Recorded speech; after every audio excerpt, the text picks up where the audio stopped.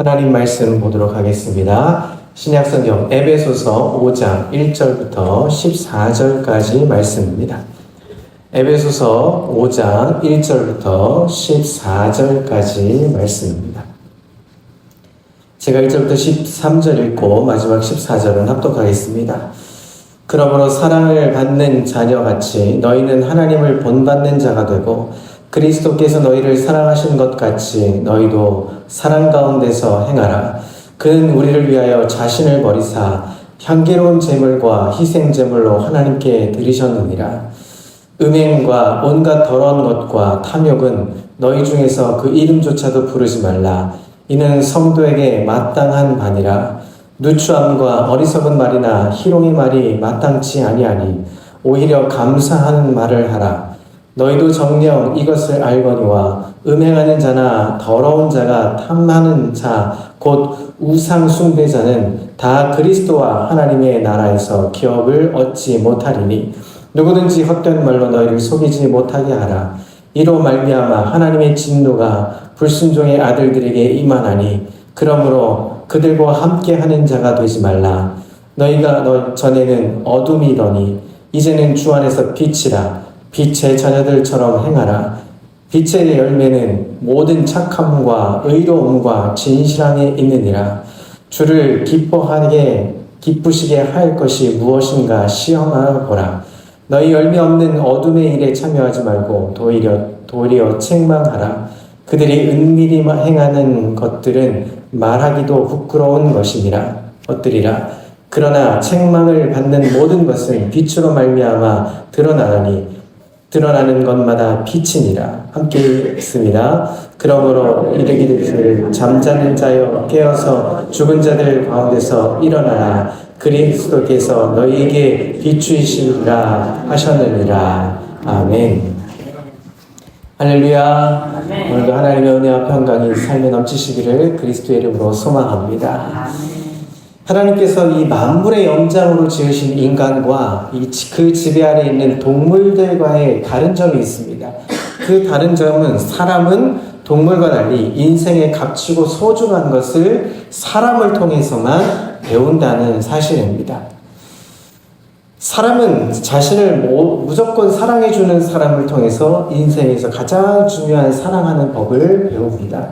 그리고 자신이 진심으로 존경하고 본받고 싶은 사람을 통해서 소중한 것을 배우게 되어 있습니다. 여러분, 부모가 존경스러울 때 마땅히 부모를 본받고 싶어하는 마음이 생기죠. 그런데 이 부모에게 무조건적인 사랑을 배우지 못한 자녀는 부모를 존경하기는 어렵습니다. 마찬가지로 하나님을 본받고 싶은 마음이 생기려면 우리가 주님의 사랑을 먼저 받아야 하는 것이죠. 십자가에서 죽기까지 우리를 사랑하신 그 크신 사랑을 우리가 알게 될 때 그분을 존경할 수 있는 것이죠. 창세기 1장 27절에 보면 하나님은 당신의 형상대로 사람을 창조하셨다 기록합니다. 이 말씀은 하나님은 태초부터 우리를 하나님 닮도록 창조하게 하셨다는 것입니다. 그러나 눈에 보이지 않는 하나님을 본받기란 여간이 쉬운 일은 아닌 것입니다. 자, 그렇다면 어떻게 하면 하나님을 본받을 수 있을까요? 그것은 인간의 몸을 입고 오신 예수님을 본받으면 되는 것입니다. 예수님을 본받는 것이 하나님을 본받는 것이기 때문이죠. 요한복음 14장 9절에는 예수님도 나를 본 자는 하나님을 보았다라고 말하는 것이죠. 그러니까 하나님을 본받는 것은 예수님을 본받을 때 하나님을 본받게 되는 것이라는 것입니다. 자, 하나님을 본받는 사람이 되려면 먼저 해야 될 것이 있죠. 그것은 자신의 신분을 정확히 알아야 한다는 것입니다. 자, 우리의 신분은 어떤 신분인지 알아야 한다는 것이죠. 자신의 신분을 정확히 알아야 그 신분에 걸맞는 삶을 살게 되는 것입니다. 여러분, 춘향전을 아시죠? 춘향이와 이몽룡의 이야기를 아실 겁니다. 자, 한양간 이몽룡이 남루한 행색을 갖추고 거짓 거짓골을 하고 이제 다시 고향 땅으로 내려옵니다. 자, 춘향의 어머니가 얼마나 구박을 했겠습니까? 자, 그러나 이몽룡은 태어났습니다. 왜 그럴 수 있을까요? 그것은 자신의 신분을 증명해주는 마패를 딱 차고 왔기 때문입니다. 그러니까 그 신분에 걸맞지 않은 옷을 입어도 어떻게 합니까? 그 신분에 맞는 행세를 할 수 있다는 것입니다. 자, 우리는 어떻습니까? 지금 저와 여러분의 신분은 무엇입니까? 자, 그리스도에 변치 않은 두 가지 신분이 있습니다. 첫 번째 신분은 1절에 나와 있습니다. 하나님의 사랑받는 자녀다 라는 것입니다. 우리의 신분, 첫 번째 신분, 변하지 않는 그리스도인으로 삶을 사는 신분은 우리가 하나님의 사랑을 받는 자녀가 되었다 하는 것입니다. 모든 자녀들은 아버지의 생김새나 식성, 또 버릇까지도 담게 되어 있죠. 저희 아이가 숨길 수 없는 것이 있습니다. 지나가면 쟤는 안영민 목사 아들이다 하는 것이 있죠. 어떤 게 있습니까? 이 모습에서 목사 아들 같다라고 볼 수 있고, 또 먹는 음식들, 또 행동하는 모습들 속에서 저 애는 저 부모가 누구다라고 볼 수 있는 것처럼 1절에 보니까 저와 여러분들은 사랑을 받는 자녀답게 하나님을 본받는 사람이 되라고 말씀하십니다. 하나님의 자녀인 우리가 하나님을 닮는 것은 당연하다 하는 것입니다. 또한 주님의 자녀가 주님을 닮아야 자신의 정체성을 확립할 수 있을 뿐만 아니라 거기서 자신의 할 일과 사명을 알 수 있다는 것입니다. 요한복음 10장 21절에 예수님은 자신을 나는 선한 목자다 라고 표현합니다. 그렇게 말씀하시면서 요한복음 6장 35절에 내가 생명의 빵이다, 생명의 떡이다 라고 얘기하시죠. 양을 위해서 기꺼이 당신을 생명으로 버리시겠다 하는 것입니다. 예수님은 자신의 신분이 어떤 것인지 정확하게 파악하셨고 많은 사람들에게 그것을 증명해 보이셨습니다. 제자들이 배신할 것을 알면서도 의연하게 하나님의 뜻을 이루어 가셨던 것이죠. 본문 1절에서 말하는 하나님의 사랑은 무엇입니까? 우리를 위하여 자신의 몸을 십자가에 기꺼이 내주시면서 죽기까지 사랑하시겠다 하는 것입니다. 사람들의 이기적이고 변덕스럽고 집착하는 사람들과는 차원이 다른 것입니다. 주님의 사랑은 무조건적이고 그리고 발전적인 사랑이라는 것입니다. 이 사랑은 받아본 사람만이 알게 되는 것이죠. 여러분, 하나님을 사랑하십니까? 그렇다면 그 사랑을 받아 누릴 수 있는 하나님의 자녀로 그 신분을 유지하며 사실 수 있는 저와 여러분 되시기를 소망합니다. 자, 무조건적인 사랑을 받고 나면 생기는 두 가지 마음이 있습니다. 그 하나님의 자녀로서 무조건 사랑을 받게 되면 첫 번째는 영혼을 사랑하는 마음이 생기는 것입니다. 본문 2절에 보면 우리가 사랑을 받는 것 같이 다른 사람을 사랑하며 살라고 말씀하십니다. 십자가 사랑을 받아본 사람은 받은 대로 사랑해 보겠다고 갈망함이 생깁니다. 여러분, 하나님의 사랑을, 세상에서도 우리가 사랑을 받게 되면 어떻게 됩니까? 그 사랑을 표현하고 싶어집니다. 남에게 이렇게 보여지게 되죠. 나는 그 사랑을 이렇게 표현하고 싶은 마음들이 생깁니다. 그것처럼 하나님의 사랑을 알게 되고 십자가의 사랑을 받아보게 되면 그것을 다른 사람들에게 전하고 싶은 마음이 생기게 되는 것입니다. 그러나 사랑을 하면 할수록 나는 사랑이 부족한 사람이구나 하는 사실을 깨닫게 되는데 오히려 이것을 시인하게 되고 고백하게 되면 사랑에 생동감이 생기고 큰 역사가 이루어진다는 것입니다. 자, 두 번째는 우리가 무조건 사랑을 받은 마음이 생기면 어떻게 됩니까? 감사하는 마음이 생긴다 하는 것입니다. 하나님의 자녀가 아닌 사람들은 본능에 이끌려 살 수밖에 없습니다.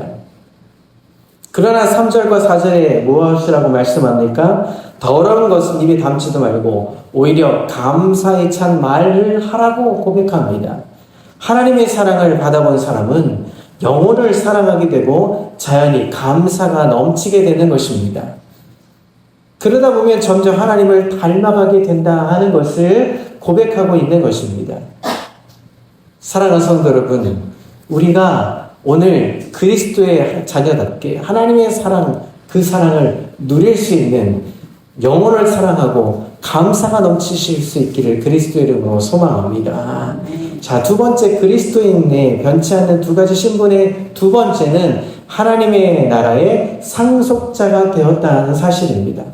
우리의 신분은 무엇입니까? 음행이나 온갖 더러운 행위나 탐욕하는 자들이 아닙니다. 하나님 나라를 상속받은 자녀로서 그것과 상관없이 그 능력을 상속받은 모습으로 우리가 살아가야 한다는 것입니다. 바울이 살던 때에는 당시에 초강대국이었던 로마 시민권을 얻고자 혈안에 목말라 있죠. 여러분, 우리가 80년대, 70년대 이렇게 얘기를 하죠. 아메리카 드림 하면서 미국을 향하여서 우리가 미국 땅에 가서 미국 땅에서 그곳에 살고자 하는 열망이 있었습니다. 요즘은 어떻습니까? 동남아 사람들이, 동남아의 아시아에 있는 사람들이 이 코리아 드림 하면서 한국 땅을 밟습니다. 한국에서 살면서, 한국에서 먹을 것, 입을 것, 일하면서 그렇게 누리고 살고 싶은 드림이 있죠. 마찬가지로 당시에도 로마 시민권을 얻기 위해서 혈안이 있었습니다. 지금은 어떻습니까?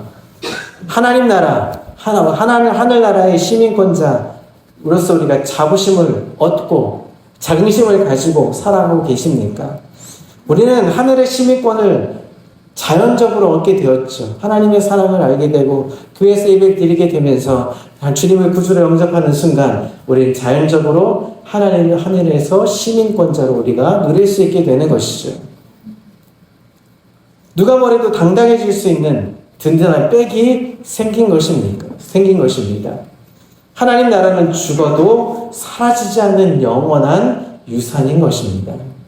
7절에 보니까 우리는 하나님 나라의 상속자로서 결코 헛된 말에 속아 넘어가서는 안 된다. 그리고 더러운 말과 짝을 해서도 안 된다 하고 성경은 말해주고 있습니다.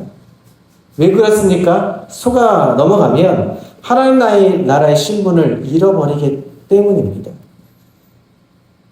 그들에게 물들면 그간의 수고와 노력이 한순간에 물거품이 되기 때문입니다. 따라서 우리는 하나님의 신분에 걸맞는, 하늘나라의 신분에 걸맞는 말과 행동을 해야 하는 것입니다. 사랑하는 성도 여러분, 우리는 하나님 나라의 시민권자입니다. 당당하십시오.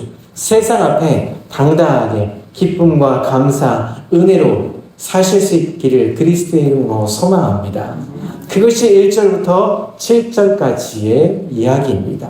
자, 그렇다면 8절부터 14절은 무엇을 말합니까? 이제 빛의 자녀로 살아라 하는 것입니다. 우리가 하나님 나라의 상속자, 시민권자, 자녀와 백성으로 살게 되었다면 그에 합당하게 빛의 자녀로 살아라 하는 것입니다. 그 빛의 자녀답게 살려면 우리는 첫 번째, 회개하며 살아야 합니다. 밤의 달은 어떻습니까? 스스로 빛을 내지 못합니다. 달은 태양의 빛을 받아서 반사를 시켜서 우리가 보게 되는 것이 달의 모습입니다. 거울도 마찬가지죠. 거울은 스스로 빛을 내지 못합니다. 그러나 거울이 빛을 반사하면 빛이 나는 것이죠. 우리는 어떻습니까? 우리 스스로 빛을 비추려면 그 하나님의 사랑을 시작했다가 미움으로 끝나기 일쑤입니다. 하나님의 사랑을 받았지만 우리는 끊임없이 미움과 다툼과 시기와 질투와 온갖 더러움과 음행에 사로잡혀 살 수밖에 없는 이 땅에 살고 있습니다. 그러기에 빛의 자녀로 살기 위해선 우리가 항상 깨어서 근신하며 항상 하나님 앞에 회개하는 삶으로 나가야 하는 것입니다. 우리는 우리의 잘남으로 살 수 없습니다. 우리가 아무리 하나님의 자녀로 신분을 유지하고 살지만 우리가 신분답게 그렇게 살지는 못하죠. 우리 항상 연약하고 힘들고 부족하고 원망하고 시기하고 불평하며 우리는 어렵게 살아가려고 합니다. 그럴 때 우리가 해야 하는 첫 번째는 하나님 나를 쳐서 복종시키는 것입니다. 하나님 나는 연약합니다. 나는 어렵습니다. 나는 항상 하나님의 사랑 가운데 있어야만 합니다. 하나님 나를 붙잡아 주십시오. 우리가 회개하며 살아야 하는 하나님의 사람 되시기를 소망합니다. 두 번째는 빛의 자녀로 살려면 두 번째 주님께 각도를 잘 맞춰 살아야 하는 것입니다. 아까 제가 거울을 말씀드렸죠. 거울, 달이 태양의 빛을 받아서 우리가 보게 되는 것처럼 거울이 빛을 반사하려면 각도를 잘 맞춰야 합니다. 그럴 때 그 빛을 발산하게 되는 것이죠. 마찬가지로 성령의 말씀에 순종하고 주님께 순종하면 주님께서는 그 각도를 잘 맞추어서 우리에게 빛을 비춰주시는 것입니다. 그럼 우리는 어떻게 해야 합니까? 그 빛을, 주님께 받은 그 빛을 각도를 잘 맞추어서 세상에 보여주어야 합니다. 그것이 10절에 나와 있습니다. 10절에 뭐라고 말하면 주를 기쁘시게 할 것이 무엇인가 시험하여 보라 하는 이 말을 바로 거울과 빗대어서 설명하는 것입니다. 여러분 우리는 증명해내야 합니다. 이 시험하다는 단어는 영어로 표현하면 증명하는 것입니다. 세상 앞에 이 하나님이 기쁘시게 하는 일들이 무엇인지를 세상 앞에 보여주는 것입니다. 그것이 빛의 자녀로 당당하게 살아가는 것입니다. 주님을 받아들일 수 있는 것을 세상 앞에 증명해 보이는 삶, 그것이 빛의 자녀로 살아야 하는 두 번째 일인 것입니다. 사랑하는 성도 여러분, 오늘 이 두 가지를 꼭 기억하십시오. 우리는 하나님의 자녀다. 하늘의 시민권자다. 세상 앞에 우리가 비록 이 생명이 다해서 죽을 수 있는 순간이 오더라도 우리는 하늘의 시민권자임을 당당하게 증명해 보일 수 있는 신분으로 살아갈 수 있는 믿음의 사람, 하나님의 자녀가 되실 수 있기를 그리스도의 이름으로 소망합니다. 그리고 하나님의 자녀답게 빛으로 살아가십시오. 하나님이 우리에게 빛으로 비춰주실 때 세상의 각도를 잘 맞추어서 빛을 비추며 당당하게 살 수 있는, 그 빛을 세상 앞에 보일 수 있는 그 은혜로의 삶을 사실 수 있는 귀한 날, 하나님의 삶으로 나아갈 수 있기를 그리스도의 이름으로 소망합니다. 함께 기도하겠습니다. 하나님 감사합니다. 우리에게 빛의 삶으로 하나님의 자녀답게 살아갈 수 있도록 하나님을 본받는 자가 되게 해주신 은혜에 감사를 드립니다. 오늘 하루 삶 동안에 하나님의 사랑을 알길 원합니다. 하나님의 더 큰 은혜를 알길 원합니다. 더 큰 그 은혜와 사랑 가운데 있기를 소망합니다. 그래서 빛의 자녀가 되게 해주시고 그 빛을 세상 앞에 잘 비출 수 있도록 하나님 우리를 인도하여 주시옵소서. 때로는 낙심하고 좌절할 일이 생길 수밖에 없지만 그럼에도 불구하고 그것을 벗하지 않고 오히려 하나님을 벗삼아 하나님 세상 앞에 감사하는 말을 할 수 있는 은혜의 하루가 되게 인도해 주시옵소서. 하나님께 나아가는 우리의 모습 속에 능력으로 빛으로 역사하여 주시옵소서. 하나님 나아갑니다. 주님 인도해 주시옵소서. 감사 영광 올려드리며 예수 그리스도의 이름으로 기도합니다. 아멘.